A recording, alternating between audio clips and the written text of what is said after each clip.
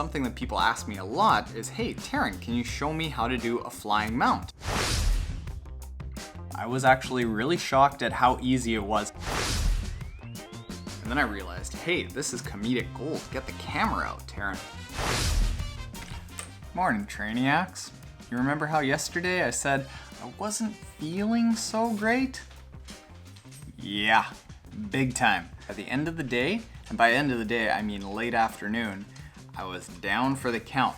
I slept from 3:30 until 6:15, and then I got up and then I told Kim about how bad my man cold was for about 2 hours, went back to sleep, woke up at 1:30, got up and I'm like, oh, this isn't morning. An hour later, got back to sleep and slept until about 7 this morning. So about a 12-hour haul. You know when I'm wearing a backwards hat inside in the house that I either haven't showered or I just finished a workout or I'm just not presentable and I need to get my do done. So last week when I was prepping for Half Ironman Austin, I was biking the run course and I was just doing like a really easy bike, and something that people ask me a lot is, hey, Taren, can you show me how to do a flying mount? And frankly, I didn't know how to do a flying mount, so I tried to teach myself while I was down there scooting around the run course. And being the narcissistic dude that I am, where I have a camera on me at all times, I taped it. And we're gonna look at the footage and basically the process that I used to try to learn how to do flying mounts without skinning my knees brutally. All right, so for starters, I recommend starting out on grass. If you fall on concrete, you're gonna be cut up, son.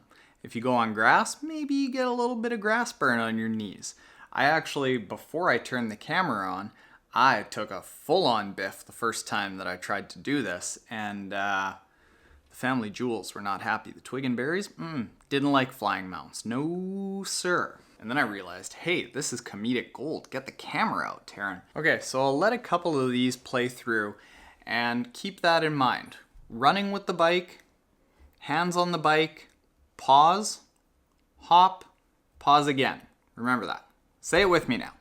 Running with the bike, hands on the bike, pause, hop on, pause again. Show this one. Running with the bike, hands on the bike, pause so that you get situated and you're not instantly putting your hands on the bike and then thinking about hopping on.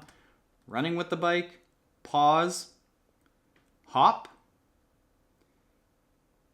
and then the pause again is to make sure that you're not going to start pedaling with a shoe, a bike shoe, flipped underneath. Because in my case, I didn't have elastics coming off the back of my shoe holding them upright.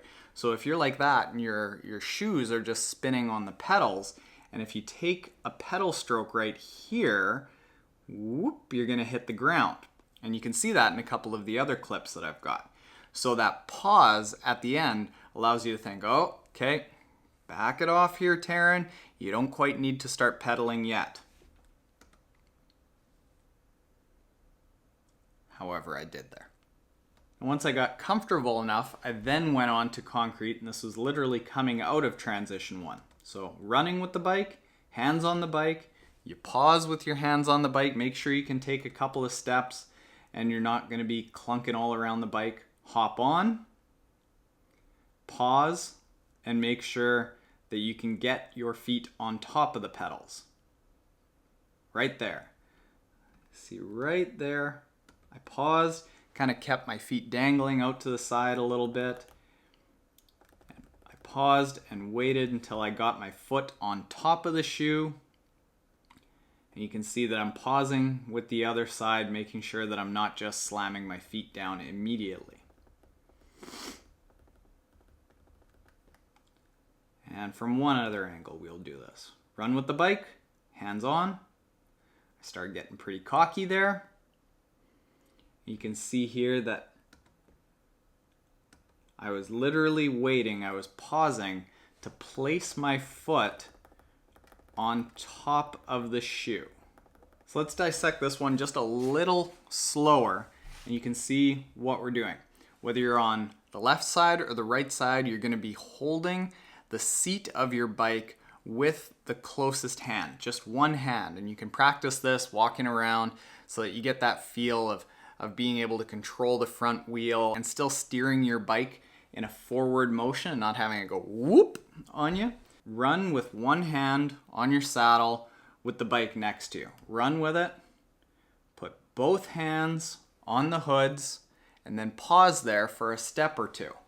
If you put both hands on the hoods and then jump on your bike right away, you might not quite have it balanced and you could fall over like this guy did. So run with the bike, hands on the hoods, pause a little bit, hop on. And when you're hopping on, think of the most specific spot right in the center of the saddle that you can possibly think of. If you're too far back and your seat is at all loose, like this guy, it might actually flip back. If you're too far forward and your seat is loose, like this guy, could flip forward, and in both cases, it is not pleasant, folks. No siree, Bob. But then once you hop on, don't be in a real hurry to get your feet on the pedals and start pedaling until you know that they're both upright, like you're on top of the pedals.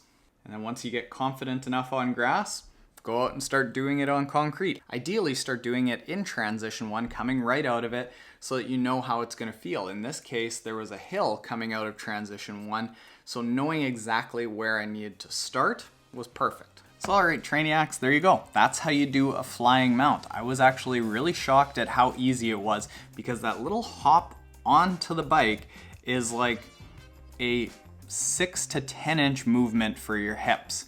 So once you get everything situated, it's just like, boop, it's not as big a jump as you might think it is. So give that a shot, try it on grass, don't hurt your twig and berries like I did. All right, me and this hat are gonna go back onto the couch, all right? Later, Trainiacs.